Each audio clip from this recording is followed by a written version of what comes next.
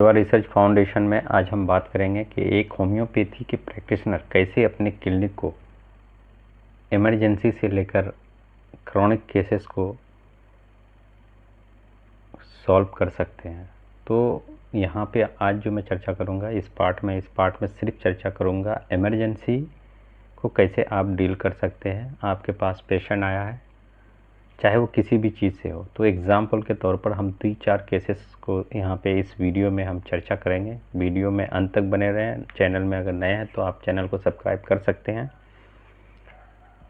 Video को share कर सकते हैं, अपना ओपिनियन दे सकते हैं। तो आज हम कोशिश ये करेंगे कि आपके पास ये होम्योपैथी, किसी सज्जन ने हमको कमेंट में लिखा था कि आपने ये नहीं बताया कि होम्योपैथी के डॉक्टर फेल्यूर के हैं। तो मेरा कहने का मतलब ये है कि होम्योपैथी के डॉक्टर फेल्यूर का मतलब मैं ये नहीं कर रहा हूँ कि वो फेल है। फेल्यूर का मतलब कि उस तरह के क्यों नहीं चल पाते हैं, क्योंकि जितनी भी दुनिया में पैथी है कुछ ना कुछ उसके बारे में चाहे या स्यूडो साइंस में आए या किसी भी या मैथम्स वगैरह में आए, आखिर उसके कुछ ना कुछ तो रूल रहे होंगे, उसके कुछ ना कुछ तो ट्रीटमेंट रहे होंगे इमरजेंसी के। किसी भी पैथी को बगैर इमरजेंसी से सॉल्व नहीं किया जा सकता है। अगर आप समझते हैं कि ये सिर्फ क्रॉनिक, फिर वो केस टेकिंग, फिर वो लंबा 50 घंटा तक पूछना, फिर बाद में 4 पैटर्न मेडिसिन पकड़ा देना वही बड़ी बात है, तो ये ऐसा नहीं होता है कि होम्योपैथी में भी इमरजेंसी के लिए कुछ ना कुछ रूल रहे हैं। तो सबसे पहले तो हम लोग होम्योपैथी के डॉक्टर इस चीज़ पे इत्तेफाक नहीं है, ये चीज़ पे हम लोगों को मतलब कन्फ्यूजन है कि दवाओं का मकदार क्या होना चाहिए। डॉक्टर सैमुअल हनीमन साहब ने खुद अपनी जो एफोर्मिज्म है, जिसने ऑर्गन ऑफ मेडिसिन कहते हैं, 6th एडिशन में उसने इस बात का चर्चा आम की हुई है कि मैं पोटेंसी का सिलेक्शन डॉक्टरों के इस पे छोड़ता हूँ। लेकिन उसमें ये भी एक दर्ज चीज़ है कि वो साफ कहते हैं कि दवाओं का मकदार कम होना चाहिए। तो आपको खुद डिसाइड करना है कि दवाओं का मकदार किस में कम है। ठीक है, तो फेल इसलिए है वो कि वो सोचते हैं कि मदर टिंचर में दवाओं का मकदार है। वहाँ तो मदर टिंचर समझिए कि क्रूड फॉर्म में है, वो मदर टिंचर मतलब क्रूड फॉर्म में है। ठीक है, तो दवाओं का मकदार कहाँ पे कम होता है? ब्रे पोटेंसी में कम होता है। अगर आप ध्यान से समझेंगे 1 लाख 2 लाख पावर तक अगर जाते हैं, ठीक है, तो उसमें कम होता है। 1 में जाते हैं, 200 में, मतलब आप जैसे बढ़ते जाइएगा वहाँ पे दवा का नामो निशान ही नहीं है, सिर्फ उसके फोर्सेस हैं। ठीक है, उनके मॉलिक्यूल्स का जो भी अंश था उनके मॉलिक्यूल्स का पता ही नहीं है। यही वजह है कि और सब कंट्रीज़ में आपको 200x या फिर 30x या फिर 6x या फिर हाईएस्ट 6CS से ज़्यादा बनती नहीं है, या तो फिर वो एक्सपोटेंसी में बनेगी, क्योंकि उसमें है ही नहीं है मेडिसिन का कोई भी अंश। तो उसमें है तो सिर्फ वो पावर है। तो ये इसलिए फेल है। ये मेरा कहने का मतलब ये है। अब जब आपके क्लिनिक में जब पेशेंट आते हैं, आपको जब तक इमरजेंसी में आप डील नहीं कीजिएगा कोई भी प्रोग्रेस नहीं कर सकता है किसी भी पैथी में। ठीक है, ये नहीं कहता हूँ कि आप सब केसेस को आप उठा लीजिए। मैं ये कहता हूँ कि आपके पास अगर फीवर का पेशेंट आया, आपके पास कूल का पेशेंट आया, आपके पास किडनी स्टोन का तो आता ही है। एग्जाम्पल के तौर पे आज उसी को हम लेते हैं। किडनी स्टोन का पेशेंट आपके पास आया, आपके पास क्या है कि उसके पेन को रिलीफ करना। कितना टाइम ले सकते हैं? एक एलोपैथी 1 घंटा लेता है, आप 10 मिनट में कर सकते हैं, 15 मिनट में कर सकते हैं। बस शर्त यही है कि आप सिस्टम को समझें, आप उसको समझना है। मान लिया किडनी पेशेंट का पेन आया है, चिल्लाता है, बहुत ज़्यादा चिल्लाता है, 5 आदमी और भी साथ में आया है, उसको पकड़ा हुआ है, दौड़ा मतलब इधर उधर भटक ये कर रहे हैं। आपके पास सिर्फ 10 से 15 मिनट टाइम है। आपको नक्स उठा के लगाना है ब्रे पोटेंसी में। ठीक है, बेसिलिनम लगाना है। बेसिलिनम इसलिए लगाना है कि अगर बैक्टीरिया है, क्योंकि बहुत सारे बाज किडनी में आपको देखिए, आपको चाहे ईकोली मिलेंगे या फिर आपको इंट्रेप्टोकोकस मिलेंगे। ठीक है, आपको क्लाइमेडिया भी हो सकता है, बहुत सारी बैक्टीरिया हो सकता है। तो जब बेसिलिनम दीजिएगा तो उसका जो प्रभाव है वो उस चीज़ को रिलैक्स कर देगा, उसको न्यूट्रल कर देगा। आपके पास फिर अब आता है पेन का। ये आपको मिनटों में करना है, ये नहीं कि फिर अब फिर देखें फिर दूसरे का ये करें। नक्स दिए 5 मिनट में आप बेसिलिनम लगाए, उसके बाद आपका या फिर बहुत ज़्यादा ये है, अब उसको बर्दाश्त नहीं होता है, आपके पास सबसे बड़ी दवा है क्लिनिक में कैमोमिला, आप कैमोमिला दीजिए। पेन है इकोनाइट का, आप रिपीटेशन कीजिए। बंदा खुद से आया है वो 30 में दीजिए, 2 बंदा पकड़ के लाया है 200 में दीजिए, पूरा मोहल्ला पूरा क्लिनिक को सर पे उठा लिया है, इधर उधर चिल्ला रहा है, 1 EM में दीजिए। उसके लिए यही है कि वो हाथ छूने नहीं दे। अगर हाथ पकड़ के बैठा है तो आप कोलोसिन का 1 डोज दीजिए, 5 मिनट के बाद दूसरा डोज दीजिए। अगर 10 मिनट के बाद कम नहीं हुआ तो फिर आज के बाद वीडियो नहीं बनाऊंगा। आपको ये भी हम कह देते हैं। जो आदमी कहता है कि इसका बनता नहीं है, ठीक है, कि पेन कम नहीं होता है, हाँ, अब उसका यूनी ब्लाडर में आके अटका है, अब उसका किडनी स्टोन यूनी ब्लाडर में आके अटका है, तो वहाँ पे आपके पास अगर पेन को रिलीफ करता है, तो अगर वो महिलाओं जैसा सिम्टम है तो कोलोफाइलम आप दे सकते हैं। अब वो बहुत बड़ा है जहाँ पे पेशाब रुका है, आप कैलकेरिया रेनालिस, सरसा, परीला, आप इनको अगर देखें तो उसको वो तोड़ देगी पथरी को, और ये पथरी 24 घंटा में टूटेगी अगर यूनी ब्लाडर में आके फंसा है। ठीक है, जहाँ पे आपको डीजे स्टेन लगाना पड़ता है, एलोपैथी के पास जाइएगा तो 2 डीजे स्टेन पेशाब के से लगा के किडनी तक, तब जाके उसका पेशाब को निकालता है। ठीक है, तो आपके पास जब आता है पेशेंट, आपको ये हमने तो आपको 2 मेडिसिन बताया। हाँ, यहाँ पे आपको देखना पड़ता है कि बंदा अगर मेंटली, अब सिर्फ पेन है तो फिर इकोनाइट में 2 है, मेंटली भी है और प्लस पेन भी है, तो इकोनाइट बड़ी दवा है। पकड़ा हुआ है आपके पास कोलोसिंथ है। ठीक है, ऐसे पर पकड़ा हुआ, आप सब जानते हैं कि ऐसे खड़े होने से आप कोलोसिन देते हैं पेट दर्द में, तो किडनी में क्यों नहीं काम करेगी वो? वहाँ के अलग से ये है, ऐसा कुछ भी नहीं है। वहाँ पे भी वही चीज़ है, यहाँ पे भी वही चीज़ है। हर जगह पर सेल्स है और हर जगह पर सेल्स मेम्ब्रेन है। ठीक है, जब पेट में काम करती है तो किडनी में भी काम दे। आप ट्राई कीजिए अपने क्लिनिक में। ठीक है, और बहुत ज़्यादा परेशान है तो आपको मैंने कैमोमिला बताया। अब दूसरे केसेस हैं, फीवर के केसेस हैं। तो फीवर के केसेस हैं, बहुत आदमी कहता है कि सर्दी खांसी छूटता है क्या? बिल्कुल छूटता है, इससे काहे नहीं छूटेगा। आपके पास आपको सर्दी का केसेस है, आपको क्या करना है, आपको नक्स उठा के देना है, आपको ट्यूबर देना है। ठीक है, बहुत सारा सर्दी तो सिर्फ नक्स का 1-2 डोज देने से ही छूट जाता है, क्योंकि पॉलीक्रस्ट रेमेडी है नक्स भूमि का। एंटीडोट तो करता ही करता है 90% होम्योपैथी मेडिसिन को, उसके अलावा ये पॉलीक्रस्ट भी है। उसके बाद अगर ट्यूबर देते हैं तो ट्यूबर देने का मतलब यहाँ पे है कि कोई भी बैक्टीरियल इन्फेक्शन हो या फिर वायरल इन्फेक्शन हो, तो वायरल इन्फेक्शन पर ट्यूबर सबसे बड़ा नोसोड है, तो उस चीज़ को कम कर देगी वो। उसके बाद आपके पास मेडिसिन है, अगर आँख बता है, नाक भी बता है, तो एफ्रोसिया आपके पास है। ठीक है, सिर्फ नाक बता है तो आपके पास इलियम सिपा है। नहीं, अगर आपको लगता है कि एलर्जी वाला सर्दी है ये, तो फिर आपके पास सवाडीला है, रस्टॉक्स है, आर्सेनिक भी है। तो ये मेडिसिन है, आप एक बार ट्राई कीजिए। हाँ, इन मेडिसिन को रिपीटेशन करना है, आपके पास जो भी पोटेंसी पड़ा हो। ये नहीं कि आप एक दे दिए फिर 1-2 साल तक इंतज़ार करते हैं, जैसे और होम्योपैथी के डॉक्टरों के पास हम सुनते हैं, हम देखे भी हैं कि 1 डोज दीजिए फिर इंतज़ार कीजिए। कितना इंतज़ार कीजिएगा? उस पेशेंट के मरने तक का? अरे इंतज़ार का भी एक हद होता है, इंतज़ार का भी एक हद है ना। आपके पास दोबारा आएगा वो पेशेंट? कहीं नहीं जाएगा कि इंजेक्शन लगा जाएगा।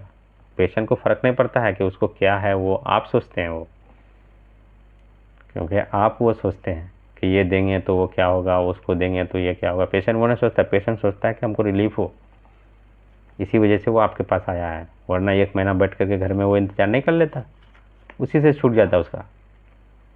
तो आपके पास आया है तो आपको उसको रिलीफ करना है, आप जैसे भी रिलीफ करें। मैं ये नहीं कहता हूँ कि आप उसको रूल तोड़ के आप उसको दें, मैं ये नहीं कहता हूँ। मैं कहता हूँ कि आप सिस्टमेटिक मेडिसिन को समझें फिर दें। फीवर का पेशेंट है आपके पास, ठीक है, आपके पास फीवर का पेशेंट है, और कौन सा पेशेंट है? फीवर बोले तो आपका जो नॉर्मल सीजनल फीवर है, आपके पास मेडिसिन है, नक्स उठा के लगाइए, ट्यूबर को लगाइए आप। ट्यूबर लगाने का मतलब यहाँ ये फीवर में ये होता है कि बैक्टीरियल हो, और मेडिसिन के चांसेस जो है ना आपको 100% कर देता है कि मेडिसिन काम करेगी तो करेगी। ठीक है, आप फीवर है, हाथ पैर में बहुत ज़्यादा जलन है, कहीं पर भी जलन है, हमने आपको पहले ही वीडियो में बताया, जलन है तो फेरम फोस है, आप रिपीटेड 2-3 डोज दीजिए, वहीं पे बैठा के सामने में 15 से 20 मिनट में देखिए फीवर उतर जाएगा उसका। लेकिन वही शर्त है कि जलन हो हाथ पैरों में उसका, या फिर कहीं पर भी बर्निंग सेंसेशन हो। वहाँ आर्सेनिक नहीं होगा, आर्सेनिक में प्यास होगा घोट घोट का। सर गर्म है, पैर ठंडा है, आप उठा के बेलाडोना लगाइए, वो फेल करता है तो आपके पास टाइम है। सर में पसीना आ रहा है तो आपके पास टाइम है, आप कैटकेरिया लगाइए, सेम उसका भी सिम्टम है। सर को छूने नहीं देता है, बंदा बैठा है, ठीक है, रो रहा है, सर को छूने नहीं देता, छूने से ही रोता है, आप आर्निका लगाइए। दोनों का ही एक सिम्टम है, सर गर्म पाँव ठंडा। ये 3 मेडिसिन है तो एक जैसी रखती है। अब गर्मी के मौसम में भी कम्बल ओढ़ के बंदा है, कांप रहा है जाड़ से, आपके पास मेडिसिन है कैप्सिकम, उठा के लगाइए। तो मेडिसिन काम करती है। आपको अगर होम्योपैथी के क्लिनिक को रन करना है तो आपको इमरजेंसी सीखना पड़ेगा। आप जैसे ही इमरजेंसी को सीखेंगे आप बहुत सारे केसेस निकाल सकते हैं, ये नहीं कहता हूँ। आपके पास इमरजेंसी की बहुत सारी है। मान लिया आपके पास कोई पेशेंट आता है, कोई भी फीवर है, कोई भी किसी भी कारण से चल नहीं सकता है, उठ नहीं सकता है, बैठ नहीं सकता है, वो हिल डोल तक नहीं कर सकता है, बात भी नहीं कर सकता है, आपके पास कोई भी चॉइसेस नहीं है, ठीक ना, खाना तक भी खाता नहीं खा सकता है, मतलब कोई भी कारण हो, एकदम बिल्कुल ही पड़ गया है बिस्तर में, वो उठने बैठने के लायक नहीं है, आपके पास मेडिसिन है एसिड म्यूर। आप देखिए एक बार। मैं नहीं कहता हूँ कि ये दवाई है तो मैं ही सही हूँ और मेरे अलावा कोई सही नहीं है, मैं कभी ये दावा नहीं करता हूँ, ठीक है। आपके पास एसिड म्यूर की दवाई पड़ी है, आप नक्स दीजिए उसको। डाइजेशन डिसऑर्डर के कारण है तो फिर आप उसको, कोई भी कारण है, आप नक्स के बाद ट्यूबर या फिर बेसिलिनम बंदे के हिसाब से एक सिस्टम सेलेक्ट कर लीजिए, उसके हिसाब से आप मेडिसिन दीजिए।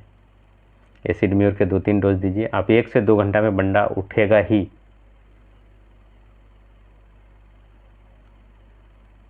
तो ये मेडिसिनें हैं।